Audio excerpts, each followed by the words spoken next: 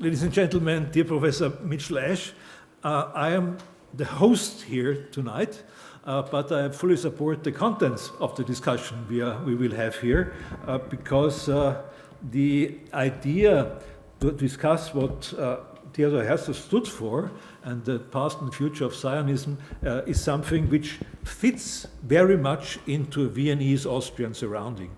Not only because Theodor Herzl used to live here and developed his ideas here in Vienna, but also this mixture that Herzl laid out his plan for Zionism was very typical of the late Habsburg monarchy way of dealing with societal and political issues.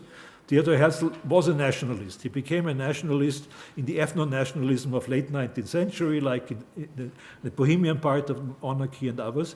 And secondly, he was a modernist. Herzl thought that his idea of Zionist that you can read in the Judenstaat is where he was even speaking out against Hebrew as a common language of the new state that he envisaged, because he said it's simply unpractical, because just imagine that a Jew should ask for a train ticket in Hebrew. He doesn't understand the language. So this sort of legacy of Theodor Herzl is an interesting one, that he thought it's a modernist concept, but at the same time it had to be a nationalist concept because he saw no future for assimilation of Jews in Europe. And both ideas, I think, one can and should discuss. The consequences of Zionism in political practice in Israel is a different issue. And I guess it will be discussed here in a very critical way also, because if you reduce it to an ideological racist concept, nobody in Europe would support it. And we know in Israeli society there are similar issues and questions about this. So it is a controversial political concept, Zionism, and when I agreed that we do this discussion, I got some sort of open letters and ideas that we should cancel tonight's discussion, or at least not do it at the Diplomatic Academy. I guess you would have found a different space. I immediately said, no, this has to be discussed. And it has to be discussed in a way which does not only deal with the present-day discussion of what is going on in Israel and around Israel, but looking also at the legacy of these issues. Very complicated. I'm happy that the Center for Israel Studies is taking up this issue, and I have to apologize that after my words of greeting I have to leave you, because I have to open an exhibition in the Wittgenstein House, another Austrian Jewish genius who built even a house here in Austria, and we are preparing a Ludwig Wittgenstein Center right in the center of Vienna. So much about Viennese Austrian history, and I wish you a fruitful discussion here at the Diplomatic Academy. Welcome.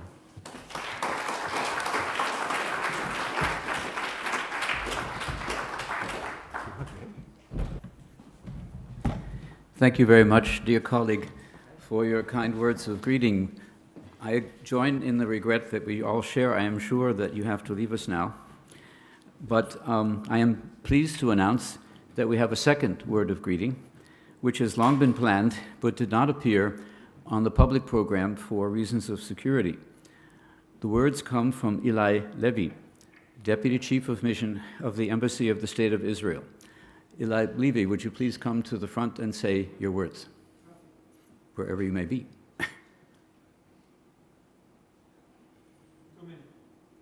He's not here yet. All right. Then we will just have to wait. I will begin with my own words of greeting, and when he comes, he will come. So it is now my turn, out of turn, so to speak, to greet you on behalf of the Israel Studies Vienna, Center Vienna. Just a word about what the Israel Studies Center is, for those of you who do not know. The purpose of the Israel Studies Center Vienna, since its founding in 2013, has been to inform the interested public about politics, society, and culture in Israel at a high intellectual level, but in understandable language. Some of you may think these are two incompatible goals, but we have been able to achieve this on a consistent basis for a number of years. We are a civil society organization in the classical sense. This means that we are not affiliated with any academic institution or any religious or governmental entity. Rather, we organize and seek support and cooperation for our events individually and independently, depending on the content of the program. This particular evening, we are particularly grateful to the Vienna School of International Studies for providing us with the venue for this discussion, to the Future Funds of the Republic of Austria for the grant, which currently gives us basic funding, and also to our co-sponsors, the Austria-Israel Society, the New Israel Fund Austria, and the Yosef Shaked funds, which are, the logos were on the screen, but they are not now because I am, which is unfortunate, but they will come back. So, is Ilay here? If he is not, I will continue. Allow me to say just a very few words about this evening's topic. As many other commentators and also victims of the horrific events of that day and afterwards have said many times, October the 7th, 2023 did not end on that day and is not likely to end soon, either in Israel, in Gaza, in Lebanon, or in the so-called Near East as a whole. The horrific events of that day have literally burned themselves into the memories of everyone who experienced them, as well as many others who have learned about what took place in other ways. The barbaric deeds of the Islamistic terror organization Hamas and its allies and the violent conflicts that followed marked a turning point in the history of Israel as well as the history of the entire Near East and beyond. This turning point requires not only vigorous self-defense, but also, and at the same time, deep, indeed fundamental reflection, not only by Israelis, but also by thoughtful people in the diaspora as well as people of goodwill throughout the world. The 120th anniversary of the death of Theodor Herzl, the founding thinker of the Zionist movement, provides an ideal opportunity to engage in such reflection. In his book, The Jewish State, published in Leipzig and Vienna in 1896, Herzl formulated a visionary conception of a future Jewish state that was plainly utopian, but at the same time quite specific in certain respects. As he wrote, the Jewish state would have, quote, the best, most modern constitution possible. This is what Director Brix was referring to a certain extent, at least in his opening remarks. For him, this meant that it would be, in essence, a liberal secular state in which, I quote, every person will be as free and undisturbed in his faith or his disbelief as he is in his nationality, unquote. Peoples of other faiths would be accorded, quote, honorable protection and equality before the law, end quote. That is what Herzl wrote in The Jewish State. In the same book, Herzl warned against allowing either priests or the military to become involved in the administration of the new state. In 1903, after the Zionist movement had actually begun to take hold, and his own novel, Alt Neuland, had been published, Herzl distanced himself from his earlier book and stated that a more accurate idea of his vision could be learned from the book Alt Neuland.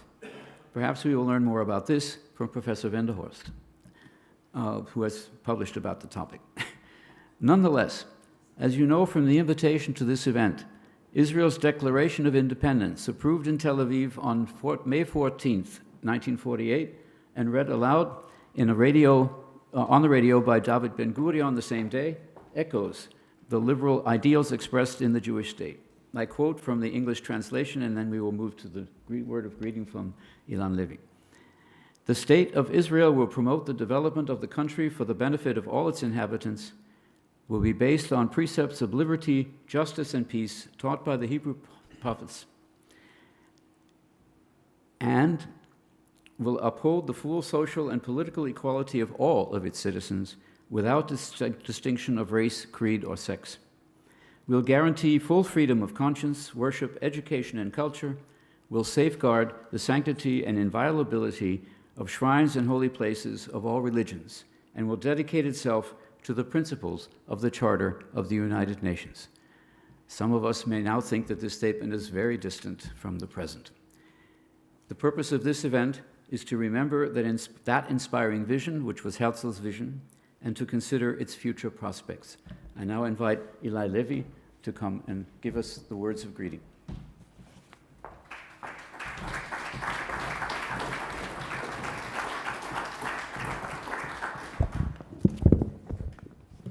Thank you very much. Can you hear me okay? Wonderful. Thank you, Professor Ash. I'd like to thank the Center for Israel Studies, the Vienna School of International Studies, and all of our distinguished speakers. It is a privilege and an honor to stand before you here today in Vienna, a city that is deeply connected to the history of Theodor Herzl and to the vision of the Jewish state. This is a place where ideas that would shape the course of history were debated, and where Herzl laid the intellectual and political foundation for what would later become the modern state of Israel. However, it is important to remember that it was also the fear of anti-Semitic persecution that fueled Herzl's call for a Jewish state.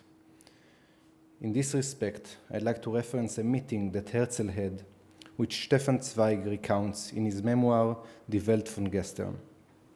In it, Zweig describes the bourgeois Jewish circles in Vienna, including himself, who ignored Herzl's warning. He writes, "Why would we want to go to Palestine? We speak German, not Hebrew. Our home is in beautiful Austria. Aren't we very well off under good Emperor Franz Joseph? Don't we make a respectable living and enjoy a secure position?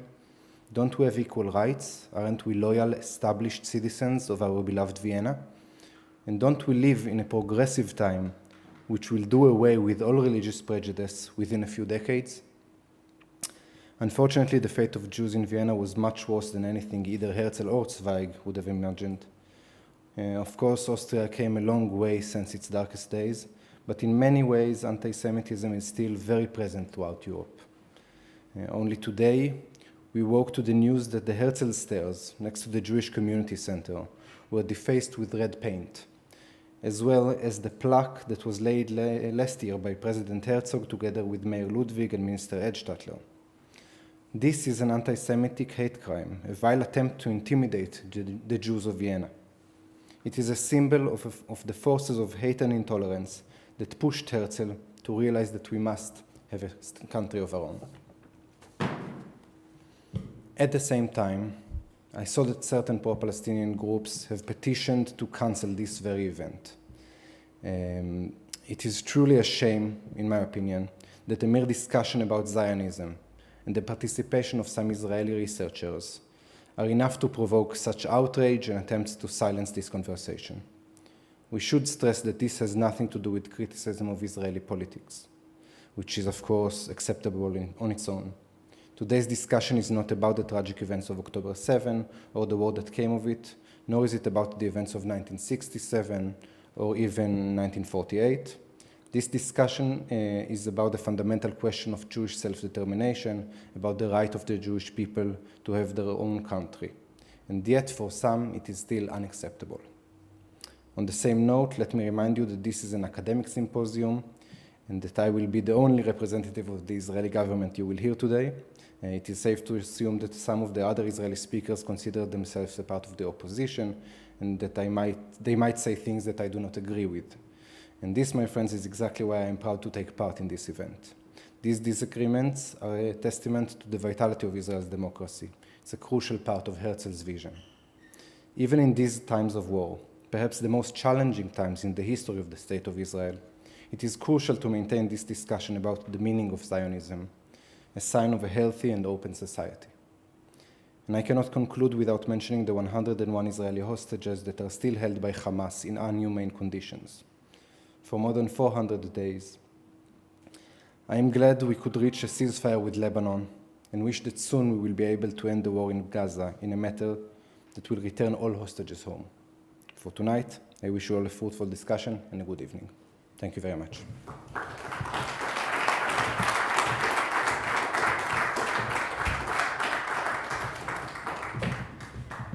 Thank you very much, Ilay Levi.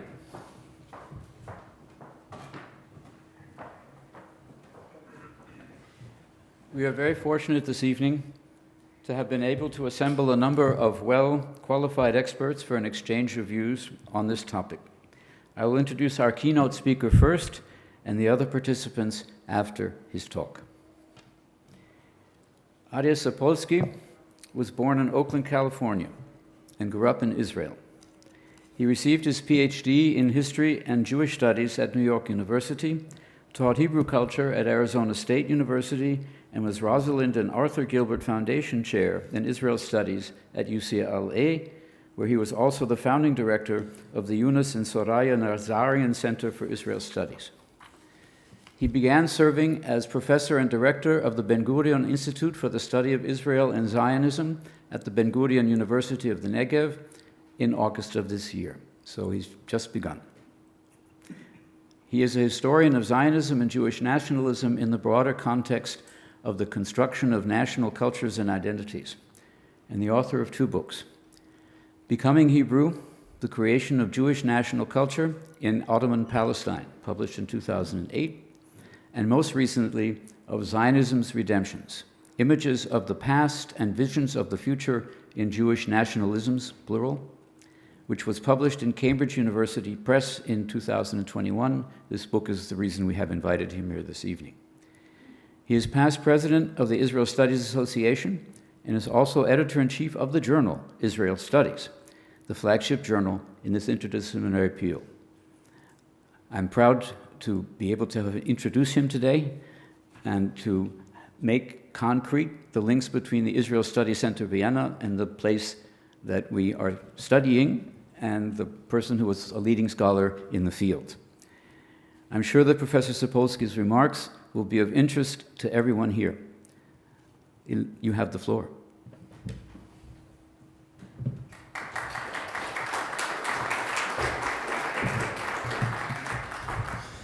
Thank you, Professor Ash. Thank you, Professor Brix, even though he's not here with us anymore. And thank you, Ilay Levi, for, I think, some important words of greeting. Thank you, of course, to all the sponsors. It's a pleasure to be here. This is, in fact, my first time in Vienna. I've been finding the city very interesting. We're in a moment of crisis.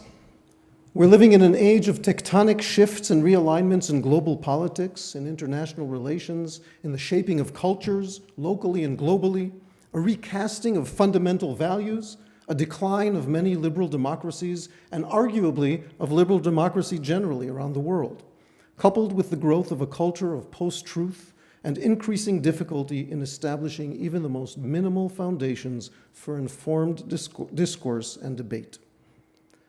And we're in a moment of crisis for Israel, for Zionism, for Jews around the world, for the promise that Zionism seemed to many Jews to offer for a different kind of future. Ours, in other words, is a paired crisis of Jewry and of liberal values, and the linkage is far from accidental. Although the specific manifestations of our own crisis are new, the fundamental pairing of a crisis of liberal and democratic values on the one hand and of Jewish life and culture on the other is something we've seen before. Indeed, it was in large measure precisely this kind of amalgam of crises that led to the emergence of Zionism in the late 19th century, as we've heard a little bit already. Consider the brand of Zionism that was born here in Vienna as the brainchild of Theodor Herzl, whose life and legacy we are marking. The Herzlian brand of Zionism was at once a struggle against anti-Semitism and, inseparable from that, an effort to maintain or to regain the liberal values that seemed to Herzl to be crashing down through the rise of political anti-Semitism, which emerged in his day as a significant force in local Viennese politics and famously in Herzl's biography in the Dreyfus Affair, 2 of the most familiar catalysts that led Herzl to his Zionism. Herzl's, however, was not the only version of Zionism. Zionism, after all, as Amos Oz wrote, was always a family name, and one that included many members with differing characteristics. When Theodor Herzl died 120 years ago in the summer of 1904, at the age of 44, he was already becoming an embattled figure within the movement he had established. Near the end of his life, the Eastern European Chovevei Zion, lovers of Zion, which had preceded his Zionist organization by a decade and a half, were already in the early stages of taking over the movement Herzl had established. So much was this the case that one can imagine that if Herzl had lived to a ripe old age, he may have become a marginal figure in the movement he had created. But although the Zionists of the Russian Empire did not experience the same kind of crisis of liberalism that was so prominent in Herzl's experience, their Zionism too was rooted in a combined crisis of liberal, humanistic, and democratic values, and of Jewish culture and identity, and the values that had been their foundation. Leo Pinsker, whose auto-emancipation anticipated many of Herzl's ideas, famously moved from a commitment to the integrationist aims that he had espoused earlier to an early articulation of Zionism in the wake of the wave of pogroms that spread across the Russian Empire after the assassination of Tsar Alexander II in 1881. But it was not the pogroms alone that spawned the crisis that would lead to Shibat Zion and to Zionism in the East. No less important than the violent attacks against Jews was the silence of the Russian intellectuals, the enlightened, and the revolutionaries who claimed to be struggling for rights, for justice, and for greater democratization in the empire. Tolstoy, for example, the celebrated humanist and pacifist, kept silent in the face of the anti-Jewish violence. The revolutionary socialists often went so far as to praise and celebrate the pogroms as an indication that the masses were beginning to rise. In Eastern Europe, too, in other words, it was both a crisis of Jewish life and a crisis of an anticipated and longed-for liberalism and humanism that led to Shibat Zion and to Zionism. 2 decades after Pinsker, and 6 years after Herzl convened the First Zionist Congress, the Kishinev pogrom of 1903 turned out to be the opening salvo of another, yet more violent and murderous wave of pogroms.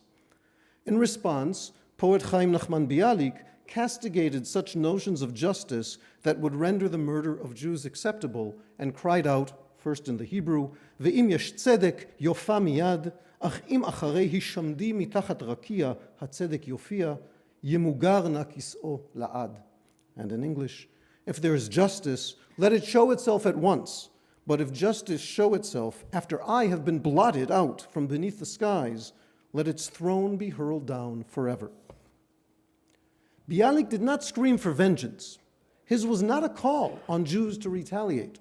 Rather, it was a cry for justice, a universal justice that would naturally, since truly universal, apply to Jews just as it would apply to anyone else.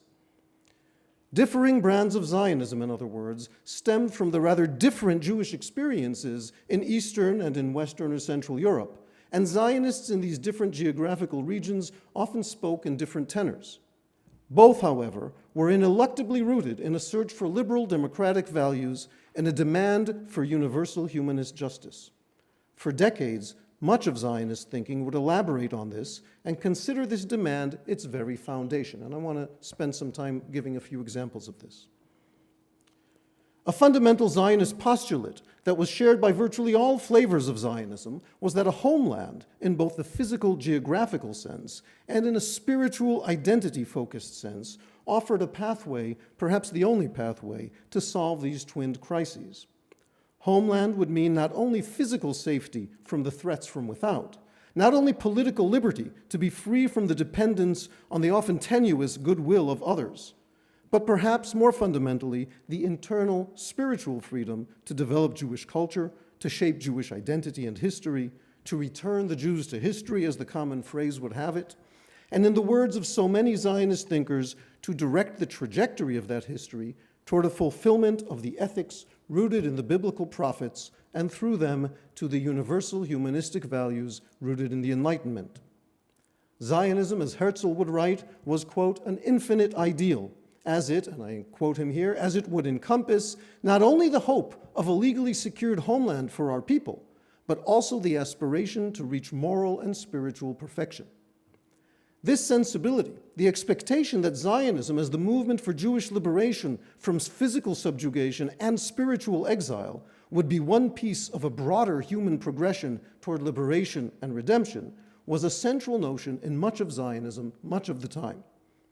Some half a century after Herzl's death, David Ben-Gurion, the individual who would deliver on Herzl's vision and declare Jewish independence and statehood, would write in a similar vein that, quote, "The miracle that has taken place in our generation is that the vehicle has been created for the fulfillment of the redemptive vision." One can hardly find two Zionist leaders more associated with statehood. You may know there's a historiographical trend these days that suggests that much of Zionism was not, in fact, focused on statehood as an end in itself. In fact, I consider myself part of that historiographical trend. But these two figures were certainly very closely associated with statehood: the author of Der Judenstaat and the individual who declared Israeli independence. And both make it clear that for them, statehood is a means rather than an end in itself. A necessary means, perhaps, but a means nevertheless. The greater goal, which statehood is meant to facilitate in the thought of both of these figures, is an ethical stance, a new society, to use the terminology that Herzl coins in Altneuland, in which justice and human values reign. Indeed, the new society that Herzl envisions in his novel is characterized by universal suffrage, something which in 1902, when the book was published, existed only in New Zealand and no other Western country. Okay? For full equality for the society's non-Jewish citizens, as represented by the figure of Rashid Bey, the Arab engineer who was one of the society's leaders, and his far from subtle rebuke of Rabbi Dr. Geyer, the protagonist who represents a racist, xenophobic party that calls for the disenfranchisement of the non-Jewish citizens. Geyer, it is worth remembering, those of us who've read the novel, ends up leaving the country humiliated after his electoral defeat and his public and moral failure. This, in multiple formulations, articulated by innumerable Zionist thinkers, was Zionism's central goal. Let me give a few more examples.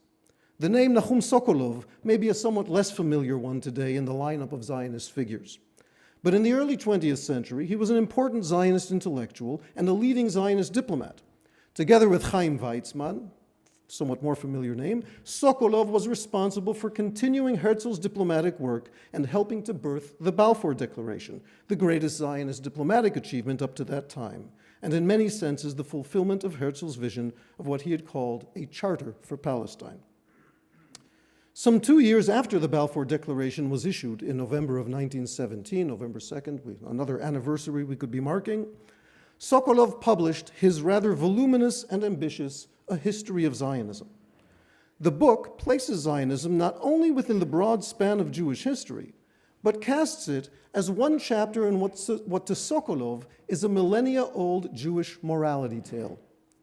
The mission of the Hebrew race, he writes, was to lay the foundation of morality and religion on earth. Zionism, the modern intervention in this story, was to him the direct heir to the biblical promise and to Jewish messianic expectations, pointing toward a full return from physical and spiritual exile for Jews and non-Jews alike. Writing on the heels of the First World War, Sokolov laments the moral degeneration that the war had both represented and brought about. Spiritually and morally, humanity had lost its path, he writes, and the vast and bloody epic, in his words, seemed to have annulled all moral obligations and abrogated the Ten Commandments. Indeed, humanity might have been entirely lost, Sokolov indicates, had the war, quote, not finally become a war against war. Some people still thought that in 1919. In this post-war age, or as Sokolov and others hoped, post-war's age, Zionist longings for redemption in the land of Israel were rendered an integral component of the new era that was dawning, and I quote again, when history takes its place as judge on the throne of justice, and every injustice, especially towards suffering peoples, must be righted. In such a context, he writes, the Jewish people, too, is in duty bound to proclaim its old, holy, historical right. That Jewish right, in other words, was part and parcel of a broader historical realignment, redressing historical wrongs and asserting the rights of all peoples. Josef Klausner, another important, if not widely familiar Zionist intellectual, was one of the founders of the Hebrew University, whose thought is particularly interesting in our context, among other reasons, since he's considered an intellectual father of the Zionist right. His was a right, however, that was deeply imbued with a profound commitment to humanistic values. Above the entrance to his home in Jerusalem after he immigrated there in 1919 was the slogan Yahadut ve'enoshiyut, Judaism and humanity and humanism. This was also the title of one of his best-known and most important collections of essays. In the introduction to that volume, written not long after the Second World War, Klausner strikes a tone similar to Sokolov's after the previous war, and laments that, quote, the two horrific world wars destroyed not only the various nations' material and financial treasures, but also their treasures of the spirit. In particular, he writes, they destroyed, quote, the ideal-based worldview, the belief in God, in truth, and in justice, along with the belief in humanity and its progress toward the good. Klausner's Zionism was fundamentally a project for the restoration of precisely such faith. Without faith, I quote again, without faith in the repair of the world and the kingdom of God in the near or distant future, he writes, humanity itself will not exist, nor will Judaism in particular be able to revive itself. This fusion between the Jewish and the broadly human, he explains, was necessary because, quote, Judaism and humanity do not relate to one another as two opposites. Rather, Judaism relates to humanity as a part to the whole. The liberation of the Jews from physical and spiritual subjugation was therefore necessarily a piece of a broader human liberationist project.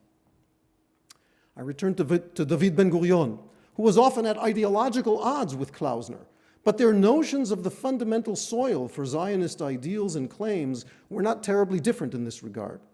Ben-Gurion's conception of Zionism as a project aimed at fulfilling prophetic values, as I noted earlier, was not left as a mere abstract vision. As Israel's first prime minister, he often sought to implement this vision and to give it tangible form in his policymaking and nation building. In 1960, at the height of decolonization processes around the world, Ben-Gurion argued that it was Israel's duty to contribute to the rise of new nations in Asia and Africa, to support them in their struggles against external rulers and internal despots, and to play a role in pointing the way toward a day in which, quote, all nations will be free internally and externally. Israel, he believed, was obligated to express loyalty to the age-old Jewish vision of national and human redemption, his words again. This was also, in his view, the one way to be sure that the rise of the new world, and I quote him again, will bring Israel as well, in addition to all the new nations, will bring Israel as well peace, security, and international dignity. I could go on with many more examples, but I won't. Zionism, then, emerged from within both Jewish messianic expectations for tikkun olam, the repair of the world, amending of the world, and an Enlightenment faith in human equality and in history's march toward progress, freedom, and a greater human good. Zionism and that humanism that served as the foundation for liberal democracy were of a piece. The crisis of one, consequently, is the crisis of both, as we see all too clearly today. Over the course of several decades, humanistic thought was able to add correctives to the blind spots that many Enlightenment thinkers had. In so doing, it made great strides toward greater inclusivity and an ever more multivocal human symphony based on its own notions of the basic equality of human beings, of human dignity, of human rights. In the academic world, various fields of humanistic study have sought to expand the range of voices heard, acknowledged, and legitimated. Decades of work opened our ears to the voice of the subaltern, those whose voices had not been given a sufficient place, or any place at all, in the overall chorus of human culture. Somewhere along the way, however, something in this project went wrong. Listening to the subaltern came to be confused with despising, negating, and delegitimizing the voices of those deemed, rightly or wrongly, to be hegemons. And Jews have today been cast as the quintessential hegemon. The whitest of the white, ironically, Jews were not considered white until quite recently, the most colonial of colonials, the most privileged of the privileged. In place of expanding the range of our oral with an AU, sensitivity, certain taboos, or really silencings, have been imposed and acquiesced to, right? Like the attempt to silence this meeting. The result, in reality, is not only a shutting off of discourse, but a purposeful, authoritarian shutting off of perspectives on human realities, cultures, and history. A project that is the diametrical opposite of what the humanities and the humanistic values and worldview in which they were based sought to be and to do. Within this context, there's a kind of conceptual, intellectual framing of Israel that is manifested both in the language of campus demonstrations and in the published work of significant clusters of scholars. Ostensibly acceptable campus discourse today includes calls such as "from the river to the sea" and "by any means necessary," which by any reasonable interpretation legitimize the killing of Israelis and the eradication of their state. It includes eulogies by student groups celebrating Yahya Sinwar, the terrorist mob boss and mass murderer of Israelis and Palestinians alike. One American historian at an Ivy League university could declare a few days after the event that he was, quote, exhilarated at the sight of the October 7th Hamas attack. Can one imagine a faculty member at any university making a similar statement in any other context?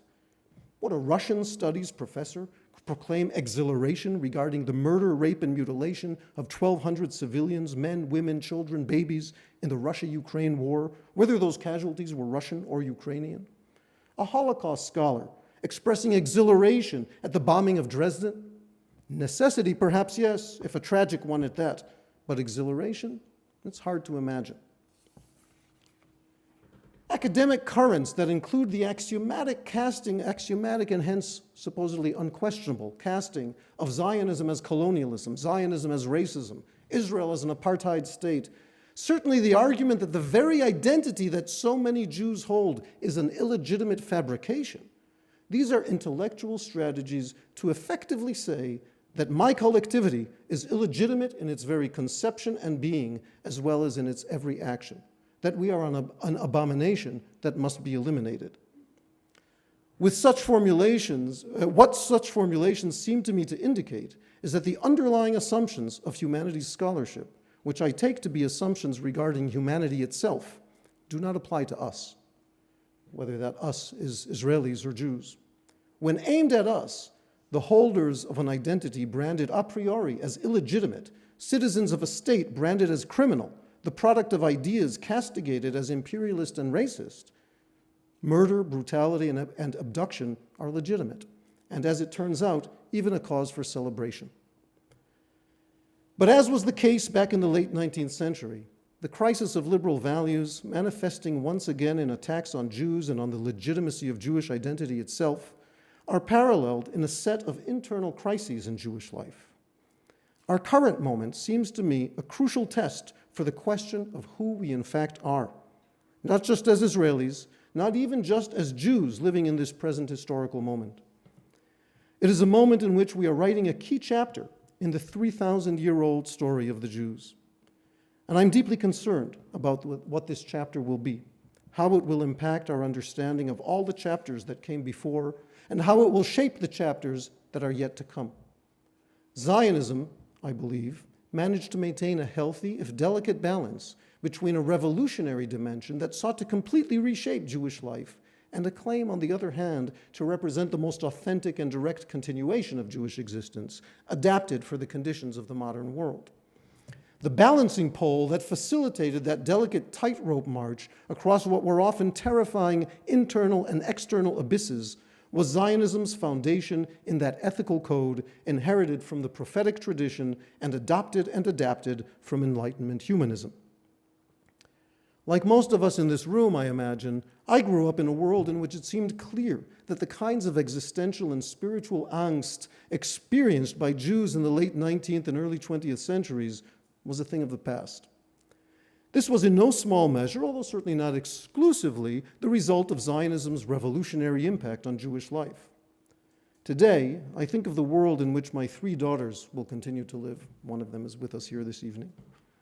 And in which they will continue to live as Jews, and I grow deeply and increasingly concerned. I worry for their physical safety and well-being in a country surrounded by those determined to deny them freedom and to deny them life itself. And outside of that country, a world in which their very identity is often deemed illegitimate. And I worry for their spiritual, mental, psychical well-being in a society that seems to be progressively abandoning the ethical values that it once proclaimed as its ideals, as its very purpose and ethos. a society growing increasingly inured to death and destruction within it and around it, to the lives of hostages, either dead now or living a living death in underground tunnels in Gaza, just as much as we've grown callous and indifferent to the death and destruction which are the overwhelming reality in Gaza. Writing in the wake of the Second World War and the Holocaust, Abraham Joshua Heschel penned a reminder to us all that our own lives and actions take place in history, and that they are a part of the ongoing shaping of our history. What is at stake in our lives, he wrote, and I quote him a little bit at length here, so bear with me. What is at stake in our lives, he wrote, is more than the fate of one generation. In this moment, we, the living, are Israel. The tasks begun by the patriarchs and the prophets and carried out by countless Jews of the past are now entrusted to us. No other group has superseded them. We are the only channel of Jewish tradition, those who must save Judaism from oblivion, those who must hand over the entire past to the generations to come. We are either the last, the dying Jews, or else we are those who will give new life to our tradition. Rarely in our history has so much depended upon one generation. We will either forfeit or enrich the legacy of the ages. Our own generation's search for new directions is just beginning, and we had a new start to it on October 7th, 2023. Its guiding principle, however, seems clear. It must be based on a rejection of the politics of post-truth and nihilistic opportunism that has become the shared foundation connecting the populist and authoritarian axis on the right and the totalitarian nihilistic thinking of the would-be progressive left. In the tumultuous 1880s and 1890s, Jewish society was animated by a vibrant discourse on the pages of multiplying Jewish newspapers and journals with new ideas beginning to stir. Essays and novels with such titles as Let Us Search Our Ways, Nchapsa Darkeinu by Peretz Smolenskin, which appeared on the immediate heels of the pogroms, or Weather, Le'an by Feyerberg, had a profound impact and helped to shape the direction Jews and Jewry would take for generations. We are, I think, again, in an 1880s or 1890s moment. We would do well to return to Zionist thought and to the values that animated it as we today renew the call of Let Us Search Our Ways. Sadly today, as we search, we behold the retreat of liberal democracy around the world, and we are tragically also witnessing a precipitous decline within Israel in the commitment to liberal democratic, universal humanistic values that were the foundation of the new society that Herzl envisioned and of the state whose independence Ben-Gurion declared. A state that as a political mechanism is its own end and highest value, a people that seeks isolation and self-ghettoization as opposed to becoming a part of a human community of nations, indeed the beacon it once sought to become for that community, are a state and a people that have betrayed the most central tenets of Zionism and some of its deepest and most ambitious goals. The Zionist project seems to me almost unparalleled in human history in its vision, in its audacious redemptive hopes for Jews and for humanity, and in the liberationist ethos that, in stark contrast to the accusations often hurled at it in both academic and public discourse, was at its very core. The greatest challenge for Zionism today, it seems to me, is to wrest back its own ideals and vision, to expose and to resist the recasting of Zionism into an idea that is fundamentally ethnocentric, xenophobic, anti-democratic, and self-ghettoizing as a betrayal of Zionism's core motivations and ideas. The central task of Zionism today, in other words, is to reclaim the ambitious aims that Zionism envisioned for itself, the creation of a vibrant Jewish Hebrew culture that is a Jewish voice in the universe of human culture, and the principal expression of the liberationist thrust that was Zionism's core. If Zionism is to have a life in the Jewish future, it cannot come to be that which its detractors and now its would-be leaders claim it is. It must transcend those who would make it the equivalent of a xenophobic, exclusionary, racist, militant chauvinism, whether detractors or would-be champions, and rediscover itself as the humanistic liberationist movement and idea that in much of its manifestation throughout its history it has been. Thank you.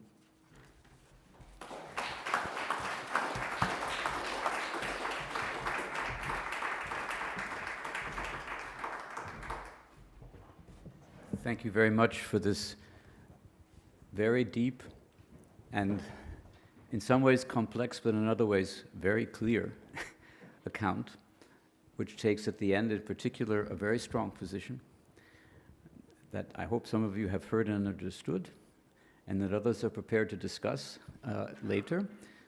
But we're going to hear three different responses to this lecture, or comments in general on the topic of what Theodor Herzl stood for, by three different people, one of whom is not with us today. But I would like the two people who are here to come to the front now, please, and take their places. And I'll introduce them very briefly before we start.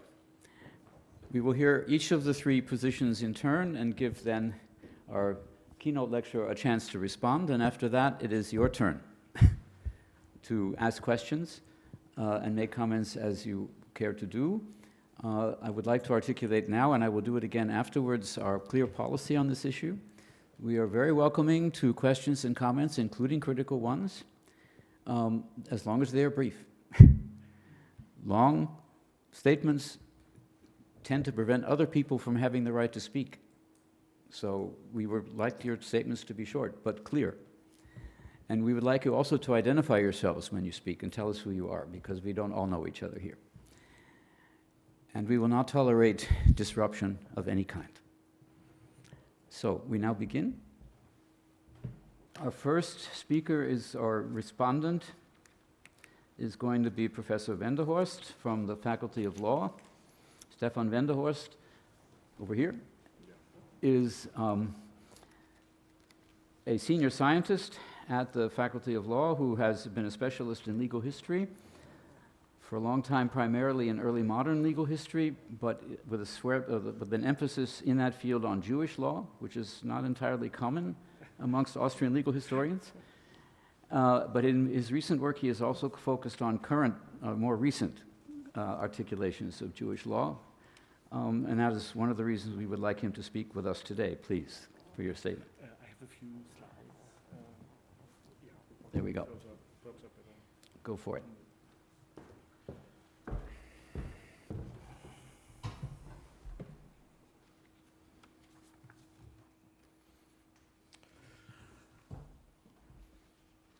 Yeah, I think the organizers of this symposium, and I would like to express my thanks for the invitation, in particular to Professor Mitchell Ash, to make this 10-minute statement. And I think the organizers were entirely justified in their claim made in the invitation that the Declaration of Independence from 1948 corresponded to Theodor Herzl's vision for a Jewish state. This said, I suggest we do some close reading of this passage and ask three questions from the perspective of legal history, Austrian history, and international law. First, what did it say? Second, what did it not say? What perhaps did already Herzl not say? And when he advocated the establishment of a Jewish state in what was then the Ottoman Empire, or what the drafters of the Declaration of Independence simply felt no need to address. Problems which, I'm not long in arguing, turned out to be smoking guns. And in conclusion, I suggest we take a turn to history, trying to identify what might be regarded as the enduring legacy of Herzl, and by extension, the Declaration of Independence, and where its omissions, respectively weaknesses, call for repair. First, what was said both by Herzl and by the founding fathers of the State of Israel in terms of constitutional law and international law. I'm just summarily referring here to the Basel Program of the First Zionist Congress, 1897, and the two major works in which Herzl expressed his thoughts. In the first place, Der Judenstaat-Versuch, the attempt for a modern solution of the Jewish question, and Alt-Neuland, the utopian novel where he portrayed, as Mitchell Ash has already pointed out, what this society, what this Jewish state might look like. But I should like to start with the key demand put forward at Basel in 1897. What was the key demand? Zionism seeks to establish a home in Palestine for the Jews who could not or would not assimilate in other places, secured under public law. Yeah? A Jewish national home secured under public law. Der Zionismus erstrebt die Schaffung einer öffentlich-rechtlich gesicherten Heimstätte in Palästina für diejenigen Juden, die sich nicht anderswo assimilieren können oder wollen. Central to Herzl's visions, and this is echoed in the Declaration of Independence, and this has already been pointed out, are the tenets of classical liberal constitutional thought of the 19th century. The Declaration of Independence goes one step further, a decisive step. Herzl was not necessarily a Democrat. The Constitution, the founding fathers of the State of Israel, also demand the guarantee of political and social equality. That's a considerable step further. The constitutional vision manifest in Herzl's writings and the Declaration of Independence are impeccably liberal. The Declaration of Independence even democratic. What is striking in particular from today's perspective, both Herzl and the drafters of the Declaration of Independence see the Jewish state as part of an international order guaranteed by international law.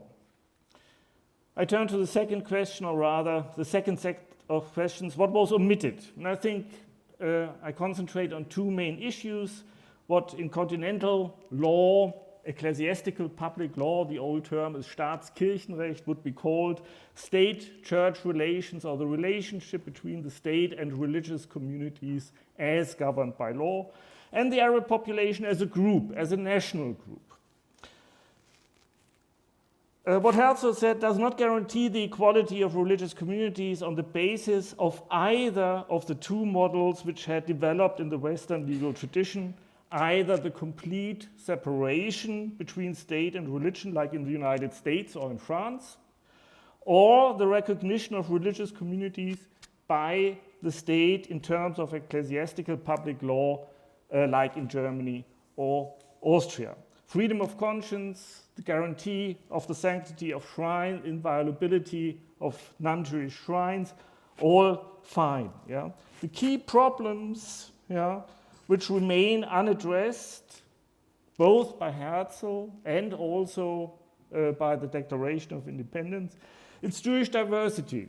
The idea that in addition to being Orthodox, there might also be secular and liberal variants. Israeli constitutional laws basically rest on a legal fiction of the identity of religion and nation in the Jewish case. It works, interestingly, much better for the Muslim and for the Christian communities. The Arab question is omitted or reduced to the level of individual rights. I think we can absolve Herzl from any deliberate acts of omission.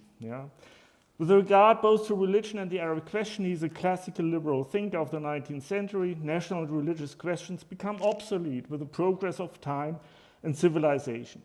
I think he honestly believed that Arabs would flourish in the Jewish state. And to the extent that he saw religion, and for him it was Jewish religion, might pose a threat, his priorities were clear. As has already been quoted, rabbis were to be kept in the houses of worship, just as the soldiers and the army were to be kept in their barracks.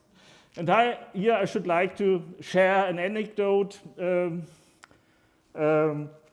since we have been asked to present also this highly complex and controversial topic in generally understandable terms from Peter Pulzer, for me, a Bilderbuch Liberaler, a last remnant of the liberal Viennese bourgeois, who supervised the last stages of my dissertation on the relationship between British Jewry and Zionism.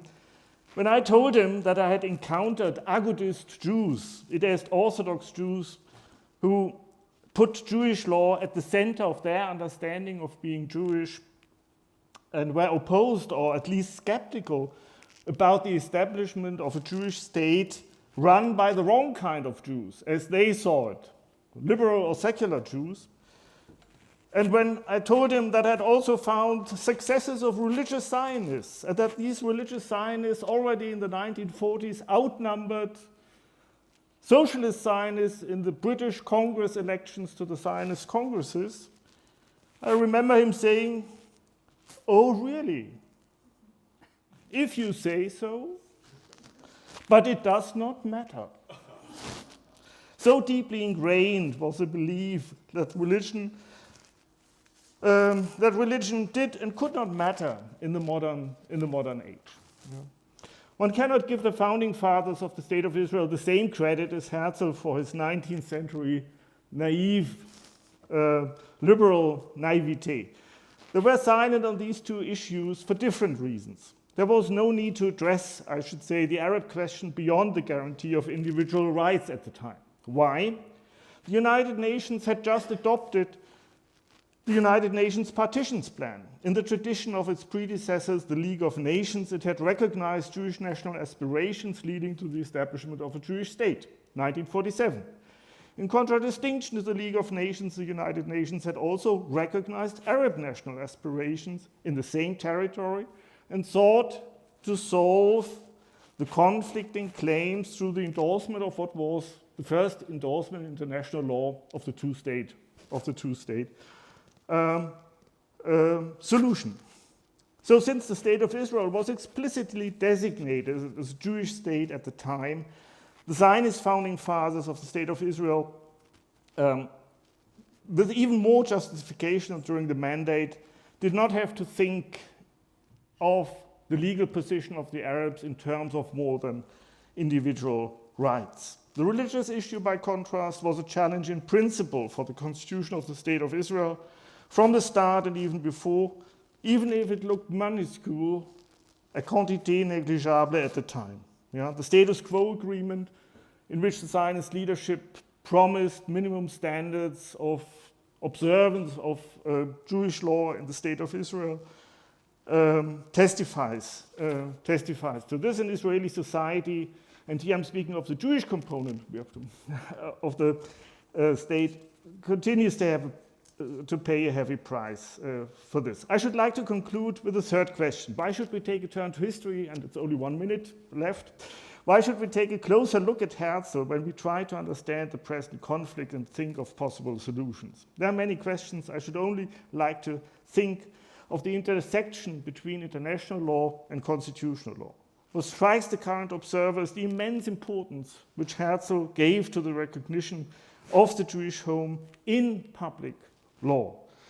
The usual interpretation is that this was necessary as a question of realpolitik, diplomatic support of the great powers. But I think there's more to it, and I recommend a close legal reading and also an Austrian interpretation of this. It should be taken as a literal commitment that the Jewish state is predicated on its place in international society. And it's the Austrian legal tradition which conflates the usual distinction between international law and public law. This is something which is often forgotten. I remember an exhibition on the establishment of the Jewish state, 70 years, run by the Israeli National Library.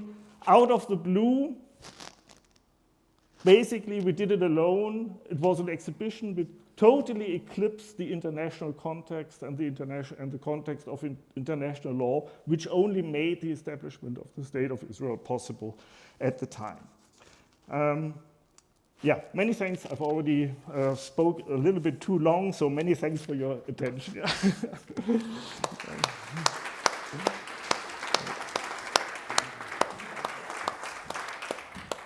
Thank you very much, Professor Wendehorst. I should just insert a single remark in the Judenstaat. Herzl does speak of equality before the law for all citizens, but he's, of course, Professor Wendehorst is right that the term democracy is not so heavily emphasized in that book. This is true. We now have, I hope, if the technology plays along, a statement from Fania Oz-Salzberger, who had planned to join us by a live Zoom connection, but is unable to do so due to a scheduling conflict. She's in Haifa now and kindly agreed to send us a video statement, which will be presented shortly, but I must first introduce her for those of you who do not know who she is. Fania Oz-Salzberger is a professor emerita of history in the Faculty of Law at the University of Haifa. She is extremely well known internationally as a public speaker on the history and politics of Israel and of the Zionist movement, and has published also work with her father, Amos Oz, the famous writer, to whom she is still devoted today. Much more could be said about Fania, but she is also a member of our International Advisory Board, and it was wonderful of her to agree to send us this message. Please begin. I would like to thank Arieh Saposnik very much for an excellent presentation in which much has been said that I would have liked to say myself, especially about the humanism and universalism of Herzl's Zionist project. We should not romanticize Zionism. Not every part and aspect of this movement over its century and a half time of existence has been humanist or indeed universalist. But the mainstream until about 3 decades ago was Herzl's liberal nationalism, was the kind of 19th century nationalism that Isaiah Berlin has called benign rather than malign or malignant nationalism. It aimed to create a world of nations, of nation states. This is what they had. This is what they knew. This is what they thought was better than a world of empires, the other alternative. A world of nation states which would somehow all contribute to good neighborhood, to a kind of a global community emerging. And Herzl was very much part of this benign aspect of nationalism, as opposed to the malign nationalism that puts one's own nation over and above other nations, supremacism. This was not at all Herzl's topic. His idea was that Jews ought to be liberated and get their own nation state so that they can help liberate the world at large.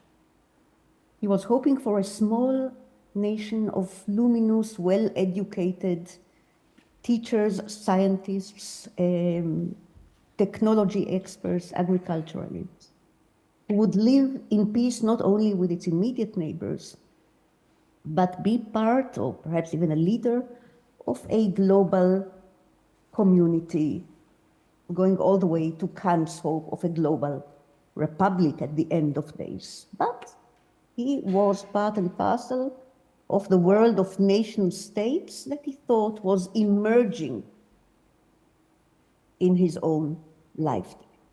I would like to point out to two elephants in the room that have been perhaps left in the room following Arieh's excellent lecture. First of all, of course, the Palestinians. What about the Palestinians? There are no Palestinians in Herzl's writings because the word, the terminology, does not yet exist. But he's totally aware of the existence of Arab people in the land of Israel, Palestine, part of the Ottoman Empire of his own day. And in his diary, as many pro-Palestinian cherry pickers have noted and picked out, and this is quite legitimate, there is a line, a paragraph from 1895 that suggests that when the Jews have their own nation state, or as part of building that state, penniless locals or natives will have to be directed or transferred elsewhere outside the borders of that future state. And this obviously looks very bad, ethnic cleansing. At the time that Herzl wrote this in his diary, he did not even know whether he prefers the future Jewish nation state to be in Palestine or perhaps in Argentina. So he was referring to some kind of a general colonialist trope of his day, he never repeated that in his books, in the Judenstaat or in Altneuland. It never became part of the Herzl legacy. He rethought this idea of ethnic cleansing of the local population and came to a different conclusion, which has become part of his legacy in Israel and elsewhere. And the different conclusion was setting up a liberal democracy in which Arab citizens and Jewish citizens share equal rights, civil rights, to vote, to be elected. This is very clear, of course, in Alt-Neuland. It is true that Herzl found it more comfortable to relate lovingly, respectfully, to middle-class Arabs living, in the case of Alt-Neuland, in Haifa.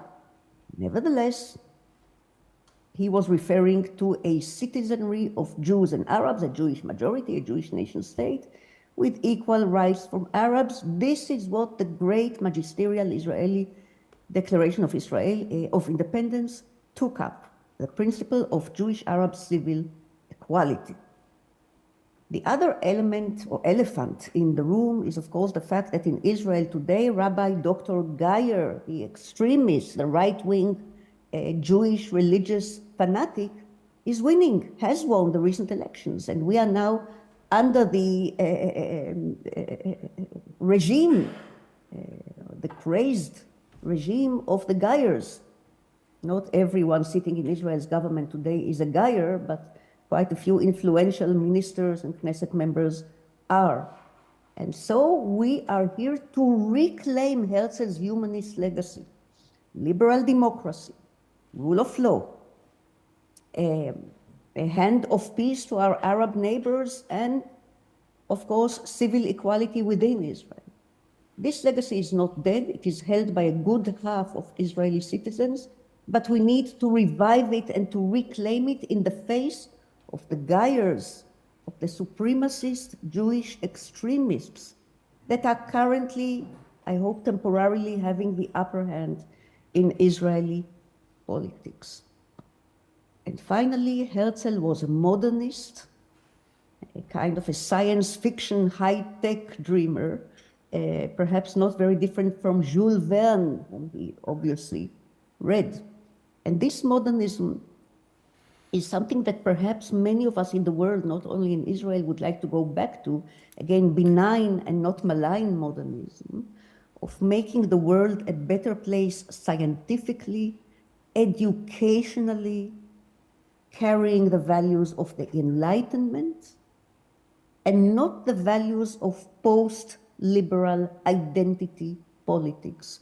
So Herzl's nation and nation state, as Arieh rightly said, always a means rather than an end in itself, was intended to liberate not only the Jews, not only Jewish individuals, and of course individualism mattered to him very much, Jewish human beings, men and women, but also others, the world at large, a community of liberal democracies in peaceful and trade terms with each other.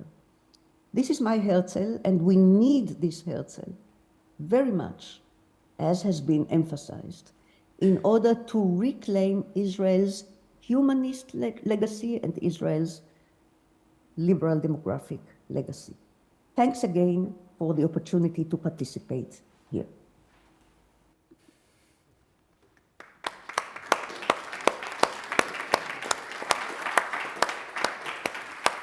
We should applaud even though she cannot hear us, because I can tell her later that we did.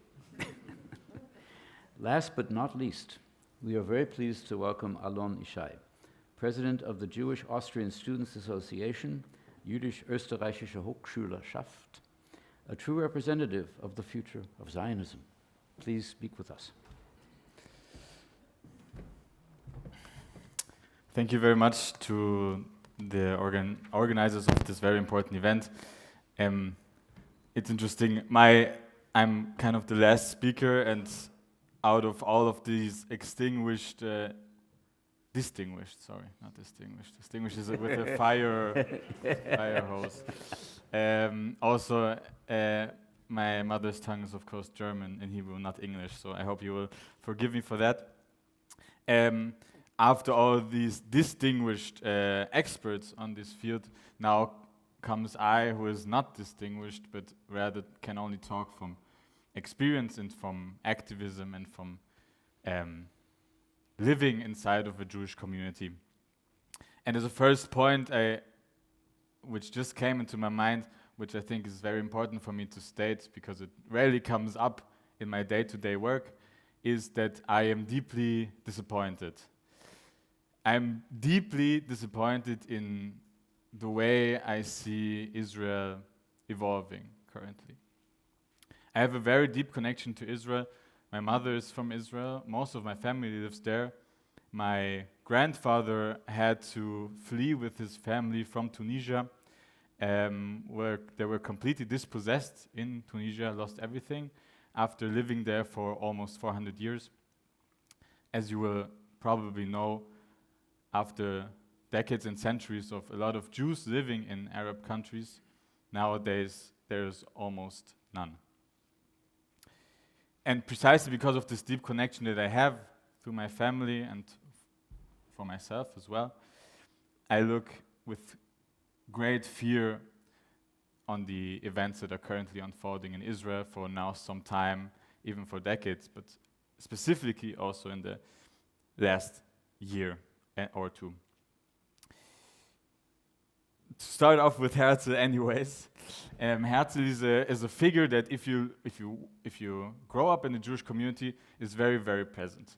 I went to a Jewish primary school and then Jewish middle school as well, and always this, as far as I can remember back, Herzl has been there as a very prominent figure of kind of a Jewish hero who inspired the idea of there needing to be a safe haven for the Jewish people. And as I grew older, I came to learn more about the motives of Herzl. Him documenting the Dreyfus affair in France, which was I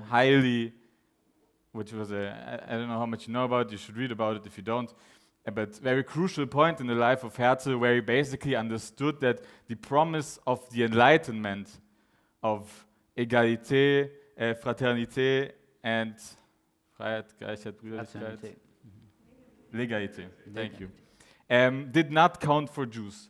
The reception of this trial against this Jewish officer, Dreyfus in France, got its own dynamic, which was characterized by anti-Semitism. He was being charged for high treason, which he did not commit. And in the press and in the public reception, he was made out to be guilty even before the trial began, simply of the reason that he was being Jewish. And this was kind of a turning point for Herzl, for my reading at least of his history. And also in other parts, when I talk about my personal connection to Herzl, now that I live in Vienna, I of course have to do also, as he did in his time, a lot with anti-Semitism from Burschenschaften, from right-wing extremist student clubs, so to say. For example, the current president of the Austrian Parliament, Walter Rosenkranz. And in his day, Herzl, who was first part of a Burschenschaft, but had to step out because of the anti-Semitism of his Burschenschaft, it's interesting for me to note that this parallel in fighting against anti-Semitism in Vienna has stayed for such a long time.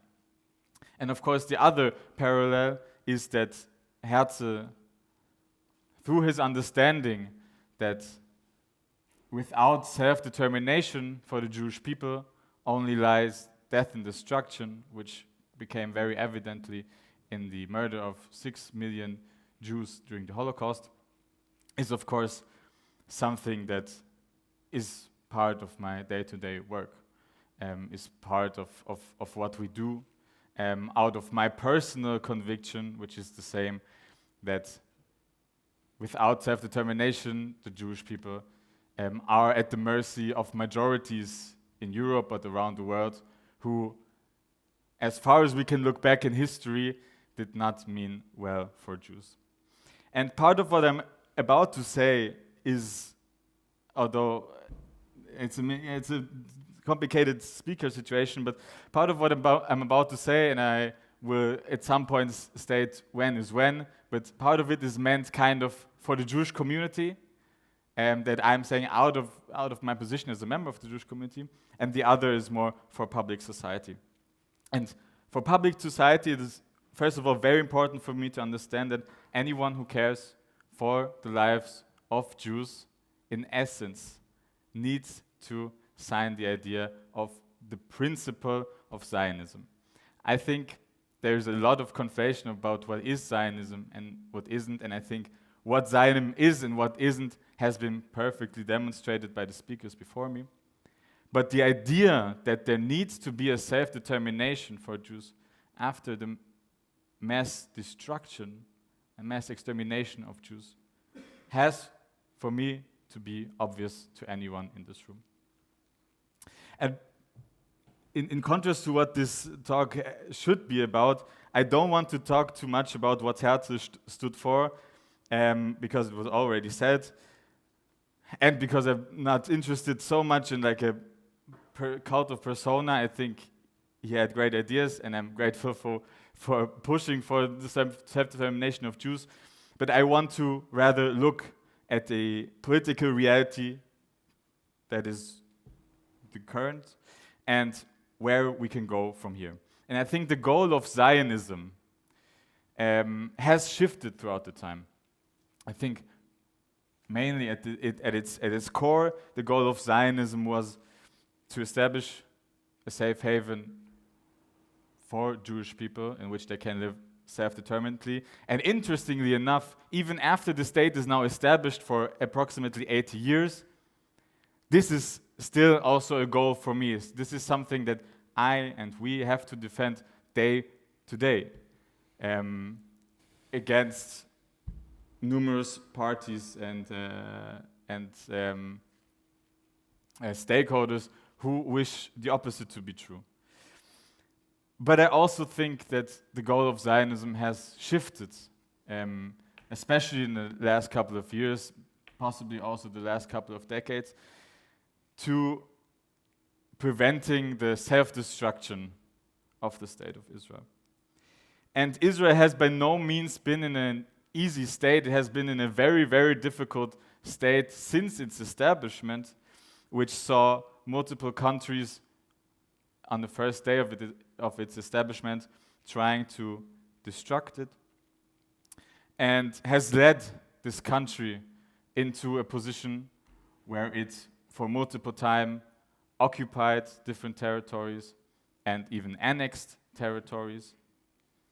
And while, specifically after the 67 war, which I was told that we won't speak today about, so I'm sorry, just very briefly, the occupation, for example, of the Sinai and part of Jordan actually brought about peace treaties with Jordan and Egypt. However, this occupation in the last couple of decades has become ideologically charged. And it is clear for me that this occupation, it has become so ideologically charged in all its discrimination of the Palestinian people, in all the way it harms the Palestinian people, is also, in addition to all the harm it brings, tearing this country from the inside apart. The fundamental understanding for me is that a state which wants to be democratic, if it acts in undemocratic ways, which it does specifically, but not only in the West Bank, cannot stay democratic for long. That is not to say that, for example, the occupation that is happening or for example, I will give you a simple example, the checkpoints came out of the blue or have not any grasp of reality at all. Of course, they are a consequence of the Second Intifada. But what it does to the Palestinian people and what this in turn does to the democratic foundation of Israel is self-destruction. And so, out of this understanding, I see it as my highest duty and I understand myself, of course, as a Zionist because I believe in the right to self-determination for Jews, is to fight for an independent state for the Palestinians. Because I don't see any other way, any other future for the people living in this region. In the Declaration of Independence, which became kind of the Constitution of Israel. Israel has a lot of problems, also judiciary problems, and this is one of them. But it stated very clearly that Israel should be a democratic and Jewish state, and the current government, in all its racism, chauvinism, revisionism, queerphobia, and ultranationalism, is trying to strike out the democratic part of this democratic and Jewish sentence. And so, out of this deep disappointment of the current state, of this state, which I view as my guarantee of living, because I don't know how much you know about this, about inner Jewish discussions, but most Jews, I'm from Germany originally, so I can talk about Germany and here, because I've been for a long time now here in Austria. Most Jews think about the sentence, when will it be time for me to leave this country again? Because this has been our living reality for centuries and millennia. Waiting for the moment when the majority expels us, tries to kill us, persecutes us, and so on. So, to conclude with what I started off with, saying that part of what I want to say is for the general public and part of what I want to say is for the Jewish community. I will start off by saying what I expect from the Jewish community, which does not happen right now, and is to embrace this new goal of Zionism to keep the state alive as a safe haven for us all and for our children and for our grandchildren. And also, of course, to guarantee the rights of Palestinians and to fight for a Palestinian state, because without it, Israel's future is in great danger. I hope you can excuse my kind of egotistical reasoning. I think we're generally egotistical beings. So, of course, also my argument in the end narrows down in an egotistical way, but it is, I hope, nonetheless humanist. And for the general public, I want to give the suggestion to fight for this nowadays very much utopic thing, which is called the two-state solution. I think the Israeli government is doing everything it can to sabotage a two-state solution. Netanyahu has been doing this for now 2 decades. But nonetheless, I think it is all the more important to strive for an utopia, strive for a solution which makes this part of the world livable for all of its inhabitants. And what is important for me to say is that we have to demand this from both kind of actors.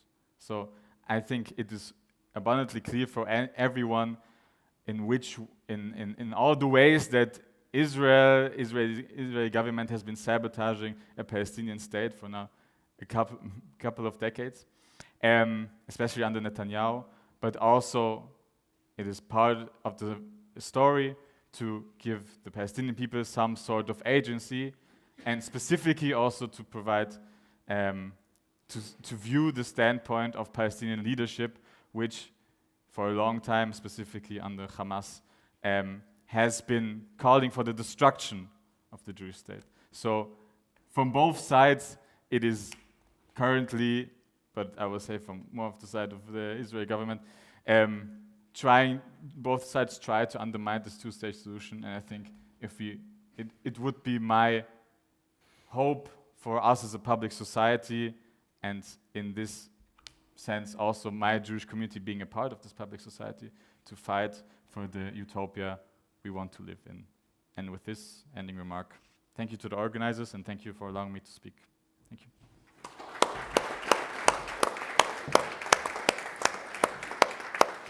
Thank you very much, and if you will allow me to state as a native speaker of English that your English is just fine. Thank you. So I had mentioned before that our procedure will be to give our keynote speaker a chance to respond, perhaps in 5 minutes or so, if that's appropriate. I'll try to be very brief since I got the floor earlier, and I'd like to open it up to the audience as well. Just a few quick comments on each of the other speakers. Maybe I'll begin with the end. Alon, I share your deep concern, in case that didn't come across clearly. Yes, and I'll connect it to Fania's comment about the Geyers having currently taken over the state. I couldn't agree more. That this is our current tragedy. We have been taken over by the Geyers. I hope Fania is correct that it's temporary.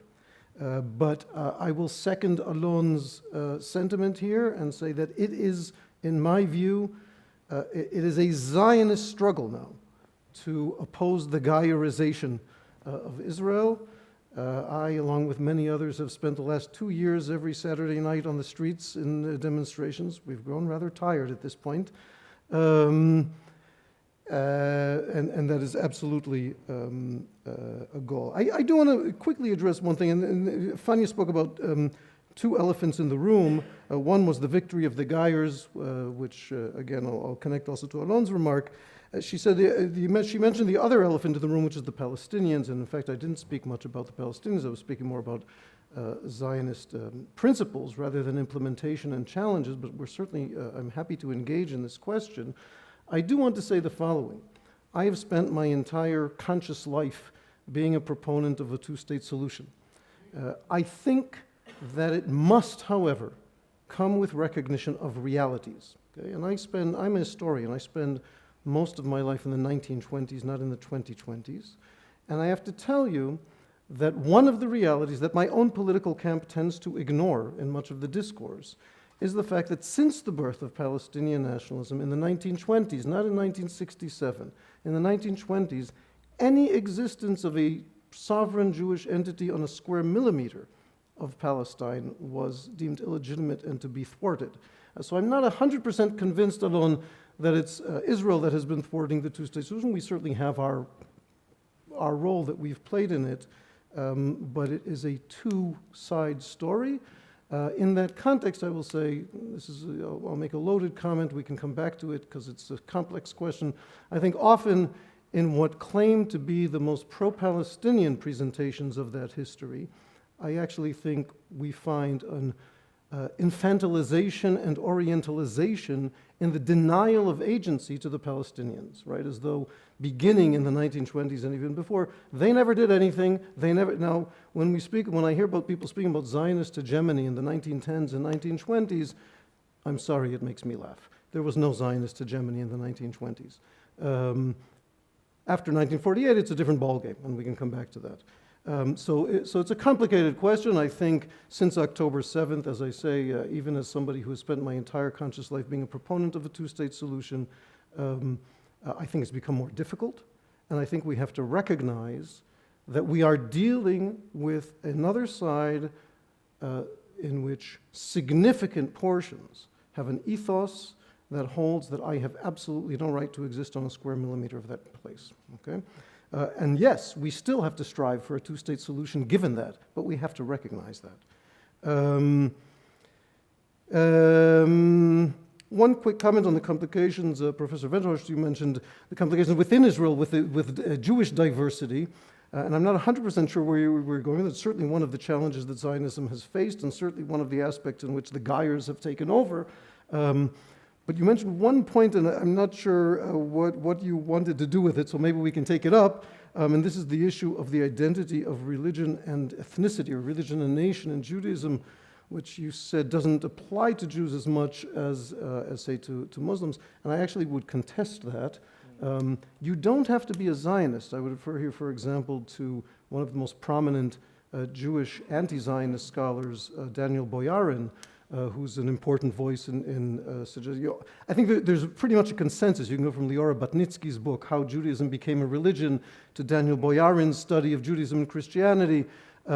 I think really broad consensus that, in fact, by the way, the word Judaism really is not a Jewish word. It doesn't exist. There is no, so it's a complicated question, and I think, in fact, one of the things that has allowed that aspect of the Gairization of Israeli society, okay, is in fact the complicated intertwining of religion, culture, ethnicity, all of these things within Jewishness.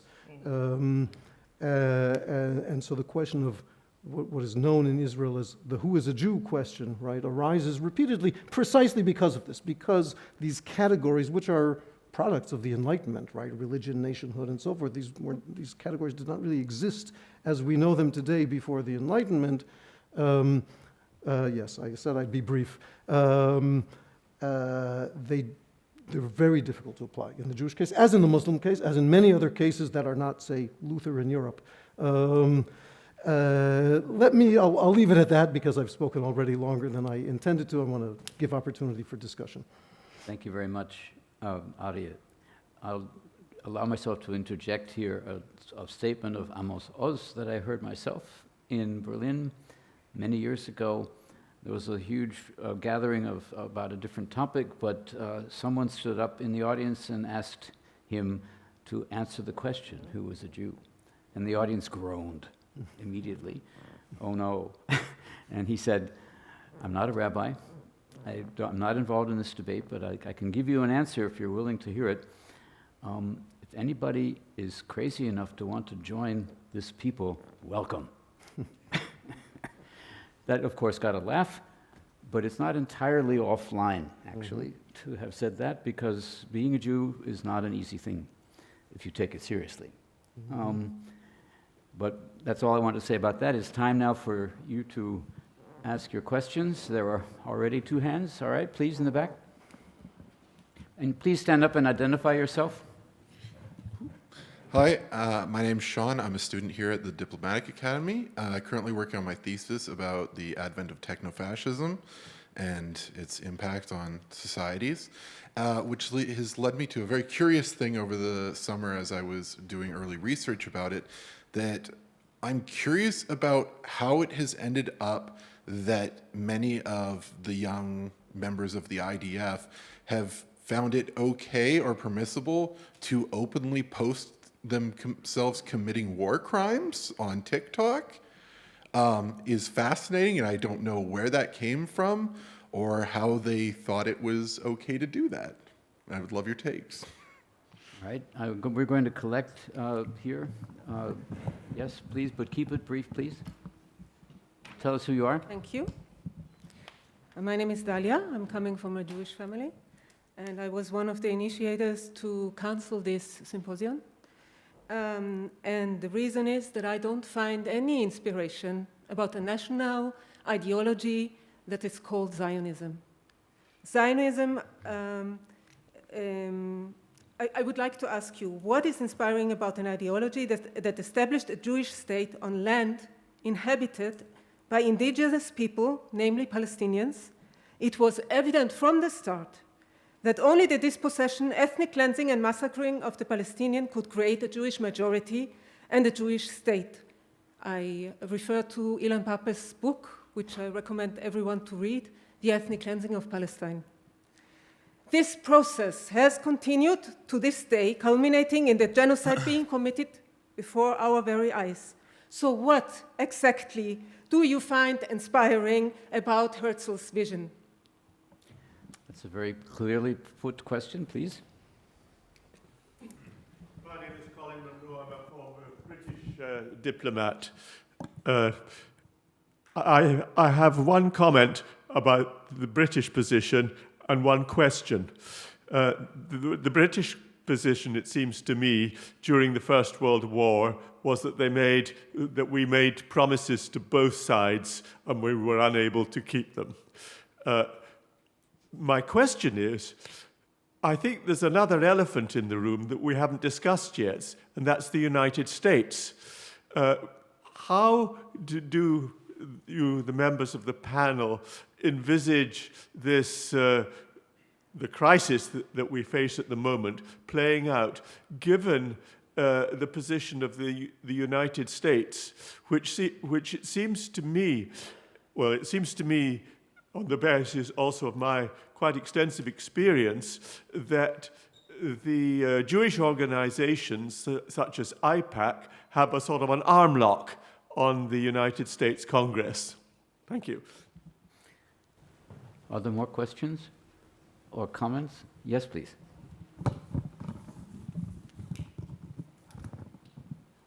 Hello, my name is William. I'm also a student here at the DA. And connecting to what others have said, you've described Herzl today very much in humanist terms and his ideals of equality in a Jewish state. And I wonder, what do you think he would think now if he were to see the occupation, if he were to see some of the crimes we've heard about today happening? Would Herzl still be a Zionist? Very good questions from all sides. Thank you very much. Perhaps we could just ask the panelists to respond now briefly to some of them as they wish. Professor Wendehorst, Stephan? There have been many questions, also some posed directly to me, so perhaps three. Sorry.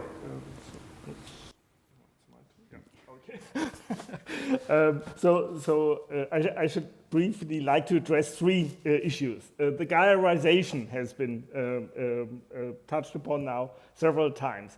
Here I would like to insert a note of caution. Yeah, I'm now involved for reasons. It's a total coincidence. Yeah, but we are now doing research on, say, the German origins of the national religious movement, a training farm in the vicinity of Fulda called Rotges. And I can tell you that what today the religious Zionists seem to be very nasty and very horrible people, at the time it was just a variant of the German youth movement. They were fed up with their capitalist, bourgeois, Berlin parents. They wanted to reinvent themselves as Jews, yeah, working the land, getting to know how to plow a field, to milk a cow.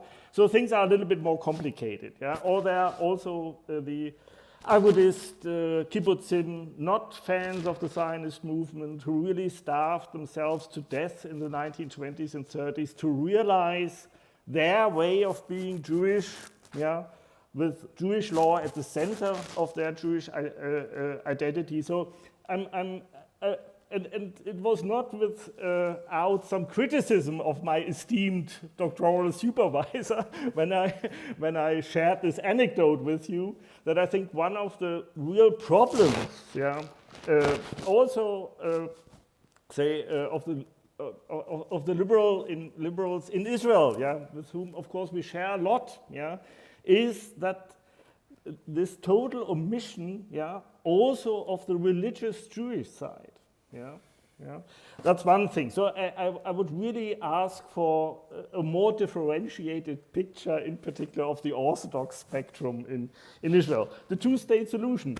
My idea really is, if nobody wants to have, if on the Jewish side we don't have support for an Arab state, on the other hand we don't have support for a Jewish state, why don't we return to the one-state solution? Yeah. And you see, I'm a great fan of Naftali Bennett, yeah, who I think came close to squaring the circle.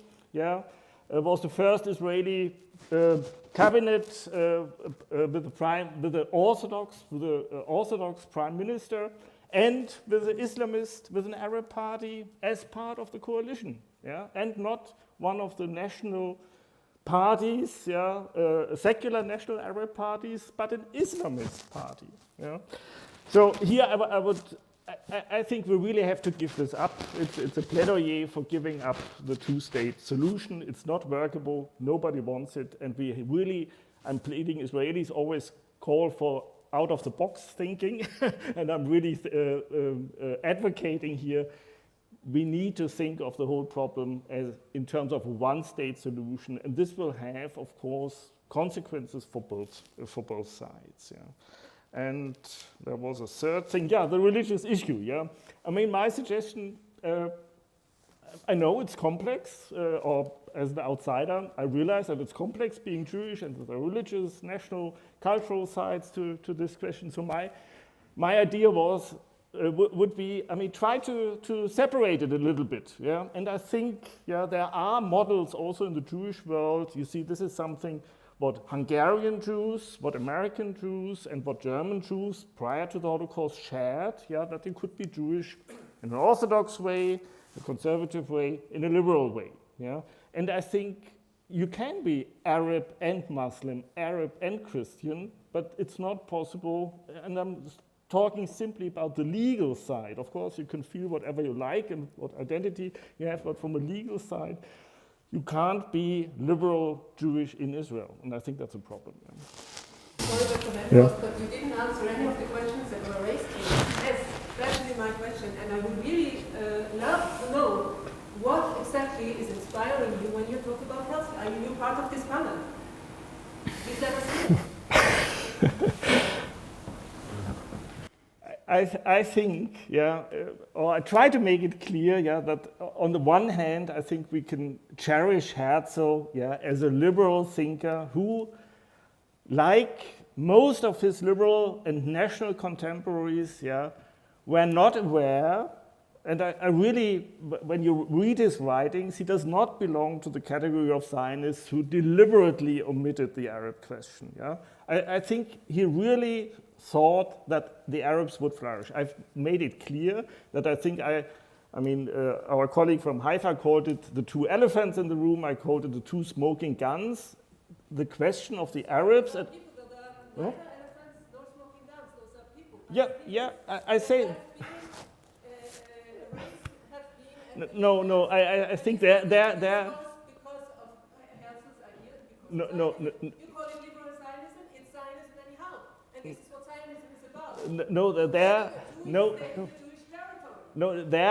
There I would draw a line. Yeah, I think there are weaknesses. Yeah, but to talk of genocide, also in the current situation, I think it's not legitimate. Yeah. There's just a warrant against Netanyahu and Ghana, which says that he has to be arrested wherever he goes. The term genocide does not appear in the arrest warrants, just to be clear. In the West Bank, and what's happening in Lebanon, you still don't think that this is a genocide? Looking at the pictures every day, you don't think this is a genocide? No. I'm sure about it. Well, maybe because we had multiple questions. It shouldn't hold be on just a moment. Wait just a moment, please. Please, we've had enough. I think we understand what you think. Alon, please, if you would like to respond to the other questions. I can. I just want to say that maybe it shouldn't. Is it on? I turned it on. Yes, that it shouldn't be a back and forth, but I mean, whatever. I would want to respond to your question. Techno-fascism is extremely interesting. From what I know about techno-fascism, I thought it referred more to like Peter Thiel and his kind of vision of the world of technological entrepreneurs ruling the world, basically, in an undemocratic way. But whatever, I'll try to answer the best I can. Of course, I'm not a soldier in the IDF, so I can't tell you what it means. But from what I know, my generation, or the age group that I'm in now, I'm 23, between the age of 18 to 23, I would say sums up the majority of soldiers in the IDF. And this kind of generation is, from my understanding, completely traumatized right now. And I think the idea, the motive of trauma is a very, very strong one in this whole region. I think a lot of people in this region are very much traumatized through the human loss, the lives of humans who have been lost in this conflict. But this is for me a starting point. Now,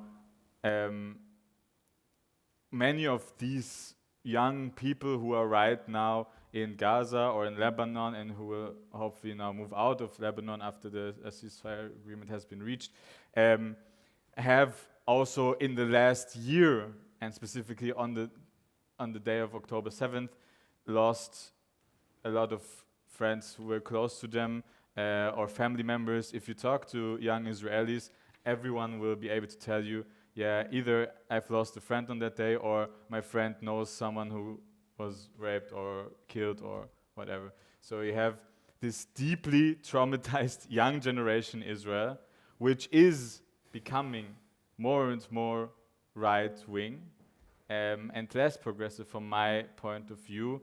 And if you put traumatized people in a situation where they are allowed to exert violence, it will always lead to problematic outcomes. Now, in any war that has ever been fought, there are war crimes, which is a cruel inevitability of war. And there are, of course, also psychological mechanisms which are unrelated to Zionism or Israel or Jews, but more to the situation of being able to exert violence. Like, for example, in Iraq, where you had the Al-Ghraib prison and normal US soldiers who didn't have a track record of being sadistic, torturing Iraqi civilians, which is not, of course, Abu Ghraib is not what is happening in Gaza right now. It's a completely different situation. But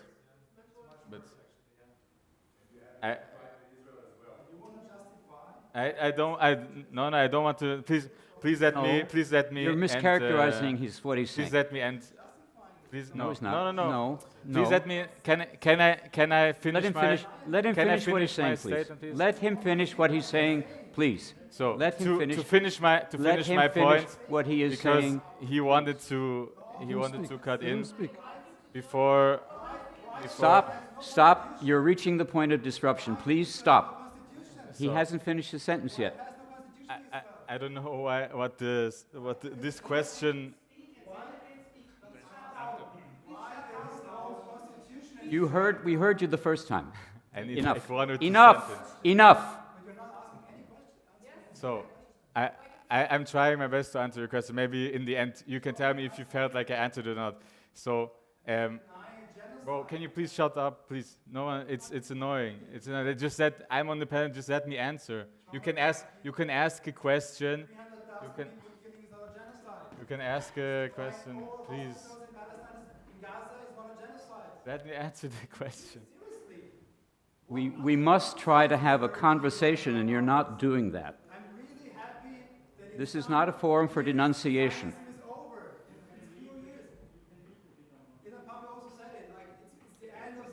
It's time for Alon to finish what he's saying, please, or I will call security and have you removed from the building. It's really that simple.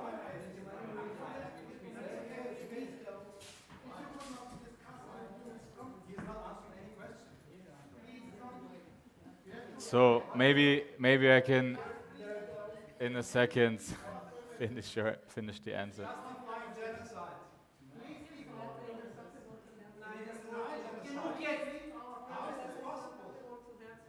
Oh, you're so annoying.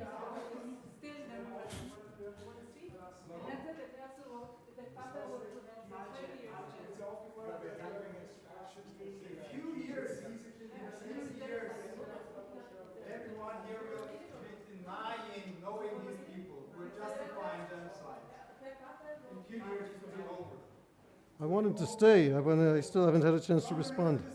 We are going to stop now. We're going to stop.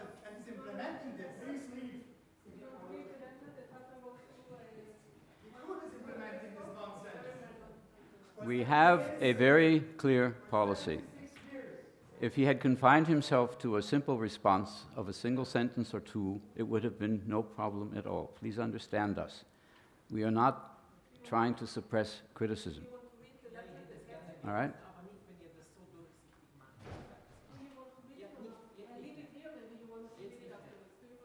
Können wir, All right. können Sie sich wieder hinsetzen oder rausgehen, bitte? Danke sehr. What? Never mind.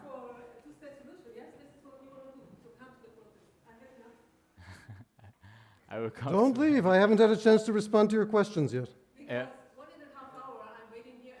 So wait, I haven't had my chance yet. You asked the question.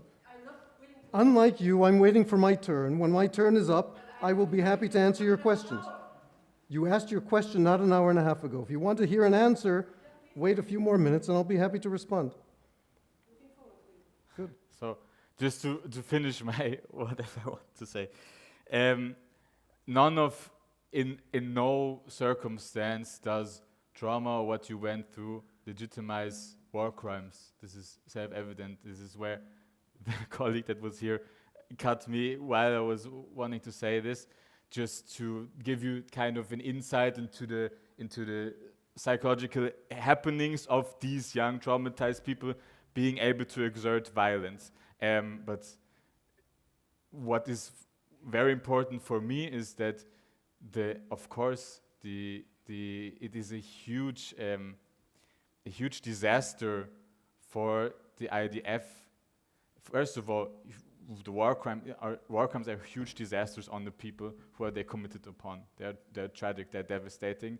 And also for the IDF, it is devastating that they don't have their own soldiers in control. So, I mean, I would, of course, how could it else be, hope for this army to be a lot more, how to say it, controlling of keeping their soldiers in line, that they don't commit this horrendous. I mean, I see the videos as well every day, like burning pictures and going to mosque. And it's horrible. I want to differentiate the part which is, I think, Israeli, and I want to differentiate the part which is maybe internal to war logic itself. This is my answer. Thank you. Arieh, you have the final word. Okay, I think a number of questions were asked, but I think there's a few that are particularly urgent. Is it Galia, you said? Galia? Dalia. Dalia. Dalia. Dalia. First of all, Dalia, I agree with you. I recommend everybody read Ilan Pappé. I also recommend everybody read Benny Morris, Mordechai Baron, Yoav Gelber. I think one of the problems with recommending Ilan Pappé alone is you're speaking once again in a vacuum. Ilan Pappé has a very clearly, explicitly stated ideological agenda in his history. Right? He says it himself. Okay? You can open up the introduction. You don't have to read the whole book. Open up the introduction to any one of his books. He will tell you explicitly what he is trying to do is to advance a pro-Palestinian agenda. Explicitly, okay? So yes, you should read him, but you should read a range. All I'm saying is you should read other perspectives as well, okay? There are other approaches to history. Ilan Pappé is not the only word on that history. In fact, I think it's deeply flawed history myself, okay? So let me say a few more things about that. And this goes to what I was saying, by the way, about part of the crisis that we are in. We speak to ourselves in vacuums. If you want to understand the history, Dalia, I recommend, in fact, I've written some pieces on these topics myself. I've listened to your research. I've read it. Dalia, can I respond to your questions? Dalia, did I interrupt you? Did I interrupt you when you were asking your question? Dalia, let me respond. Wait, hang on, please, stay. I want to respond to your question. Let him talk. You mentioned, Dalia, that Zionists came with the aim or with the inevitable goal of dispossessing an indigenous people. So, let me say a few things. First of all, in fact, one of the pieces I recommend you to read, and you can, of course, argue with it, a number of years ago I wrote a piece on Zionism and its approach to the Orient in general and to the Arabs as a part of the Orient. Now, let's remember how Zionism began and where it began. We heard about Theodor Herzl, right? A major part of the motivation for much of Zionism is anti-Semitism. Zionism emerges from an often very harsh experience of Europe, rooted in a conception that Jews have of themselves and that is held by the people among whom they live, that really, you guys, you belong over there. If you look, for example, in the late 18th century at the debates about emancipation, should Jews be emancipated in Europe? You read even somebody like a proponent of emancipation, Christian Wilhelm von Dohm. Let me finish. Excuse me, I am not talking about, I have not said anything. Dalia, can I finish speaking? Did I interrupt you? Dalia, I am trying to answer your question. You're not allowing me to, okay? I am trying to answer it. When even a proponent of emancipation of the Jews in the 18th century says, would we deny them equality to the Jews because they stem from Asia, right? The obvious reality that both Jews, the way in which Jews understood themselves and the way they were understood by Christians and by Muslims among whom they lived is that really they belong over there. In 2007, the United Nations issued a statement on the rights of indigenous peoples. Do you know how long they debated before they issued that statement? I'll tell you, 25 years. Why did it take 25 years? Because it has become clear in recent decades in the study of indigeneity that indigeneity is a complicated phenomenon. So for example, when you look at Aborigines in Australia, okay, we used to think indigeneity was self-evident, right? You have Native Americans, you have Aboriginals in Australia, but what do you do in the case of somebody who's from Aboriginal descent but his family has been living in Sydney or in London for generations, okay? Do they still have claim to indigeneity? Now, in that statement issued in 2007 by the United Nations, one of the initial sentences is, we can't define what indigeneity is, but we have a few criteria. Okay? Here's a few criteria. Some of the criteria include a culture that surrounds belongingness to a place, a sense of primacy in that place, an education system of the young that inculcates belongingness to that place, a sense of history, of collective history and collective memory that holds belongingness to a place. A lot of those criteria sound a lot like Jewish culture. Now, there's a scholar of settler colonialism by the name of Lorenzo Veracini who argues that one of the things we need to understand, he's by no means a Zionist, okay? He's one of the farthest things from Zionism. I recommend you read him as well. One of the things Veracini says is, when we come to understand settler colonialism, we should also understand what it is that the actors themselves perceive themselves as doing. Okay?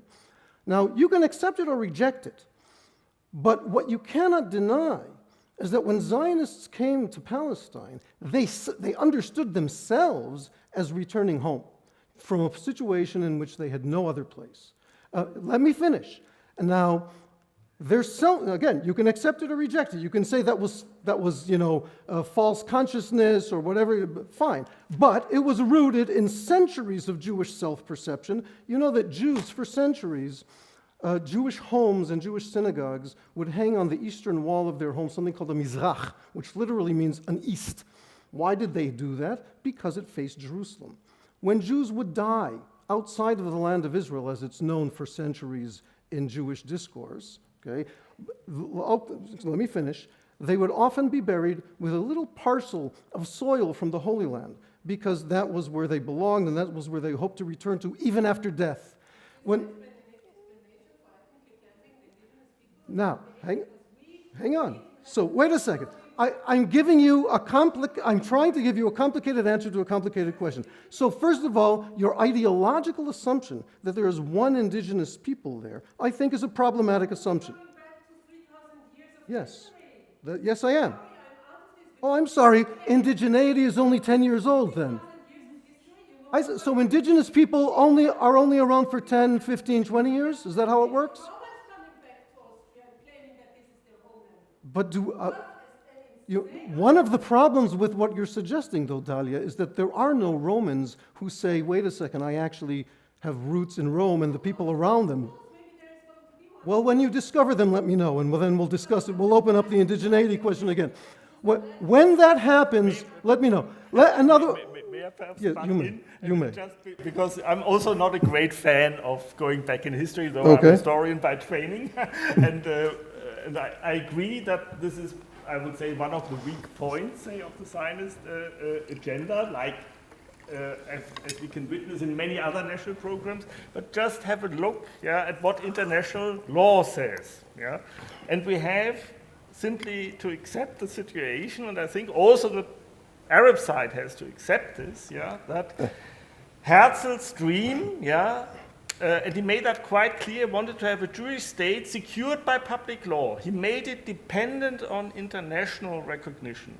That this dream, and there, if you are asking what is the dream or where do I see a dream, by the League of Nations, the predecessor of the United Nations, in the mandate for Palestine was enshrined in international public law. Along with an Arab state. No. League of Nations, they didn't recognize Arab nationality. Right. By the way, they really restricted national aspirations in the mandate of Palestine only for the Jews. And they defined it as an object for the Jews worldwide as a matter of international law. That's the, you see, you can discuss about the merits of international law. But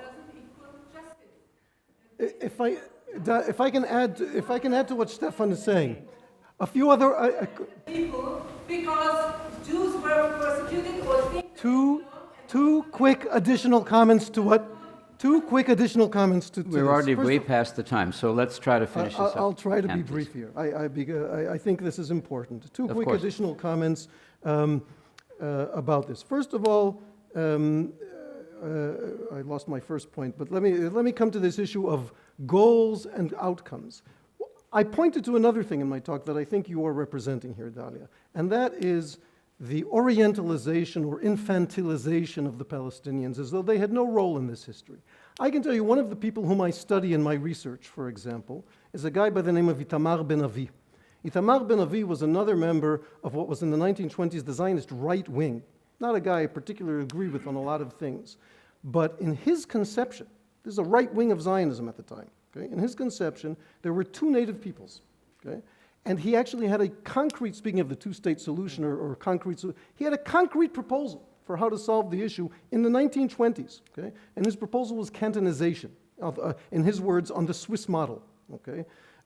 Now, why do I say this also reflects, I think, your take here, which is an infantilization of the Palestinians, because they were arranged. This is the right wing of Zionism, not to mention Brit Shalom on the left wing of Zionism, right, which was even castigated by many Zionists for the extent of compromise on Zionist ideas that they were willing to go to. They met with little or no response because the assumption, like yours, was that Jews have absolutely no right to even a square millimeter. Fine, you can hold that view, but essentially what that view is, and I'll attach it to what your first question was, which was, what do you find inspiring about Theodor Herzl? Your view is to deny me self-determination. Yours is an anti-humanist view, which takes ideological positions that excludes me as having a right to a certain identity. By the way, you have a right to your anti-Zionist Jewish identity, absolutely. But you cannot deny that most Jews around the world see themselves as belonging to a national group that has a centuries-old connection to the land of Israel. Now, you can deny them that right to that identity. You may. That is an anti-humanist, quasi-genocidal approach. They can do it, but they cannot do it in fact, because that means that this possession... The point about Ben-Avi, my point with regard... Let her finish now that you started and she's... I mean, okay, you want to do, I don't know, tomorrow I feel like, I don't know, I want to have a stake in wherever. So that doesn't give me the right to do so. And especially not if it's on the shoulders and on the lives of people, as we see now in a genocidal community. There are many examples of ways in which the land could have accommodated two peoples. One side sought various ways to do that, another side rejected them out of hand. And you have to recognize the agency of the other side, which you claim to support. The other side was that they were accepted, refugees were accepted. Arab and Palestinian flags opened their doors and helped refugees that Yeah, but when it was clear that there is going to be a national movement here, then, and 47, they were expelled from their home. There was a partition agreement, and one side accepted it and the other did not. That's all that's being said here. There's That's all that's being said. phantasmagorical history in what you're saying as well.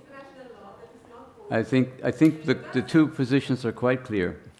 And I want to remind us, after the rather unpleasant interval we had before, that we had announced the purpose of this event to be